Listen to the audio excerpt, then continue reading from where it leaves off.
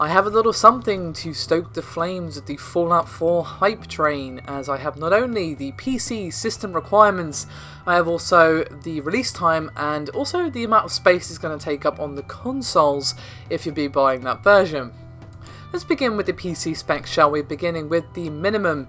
Windows 7, 8 or 10, hardly surprising there, 64-bit OS required. CPU wise, you'll need at least an Intel Core i5-2300 at 2.8 GHz or an AMD Phenom 2 X4 9453 GHz or equivalent, 8 gigs of RAM, 30 gigs of hard drive space, so not the highest but not exactly low either.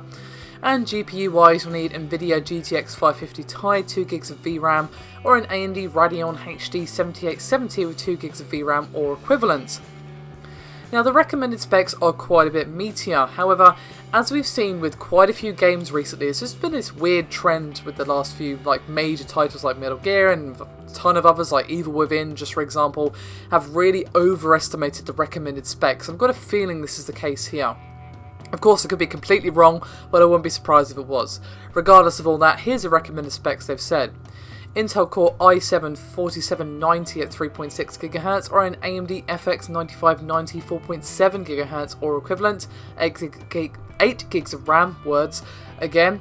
And GPU wise, you'll need an Nvidia GTX 780 with 3 gigs of VRAM or an AMD Radeon R9 290X 4 gig equivalent.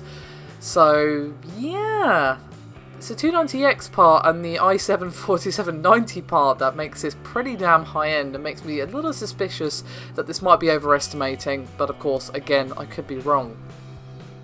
As for the console storage space, it requires 28 to 35 gigs depending on your territory and languages supported.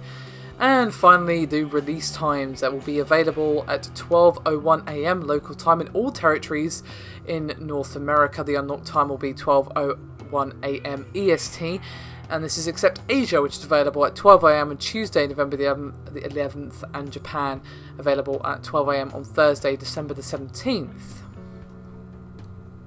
So there you have it, all the juicy news. Do let me know your thoughts and opinions. I'll see you next time. Bye for now.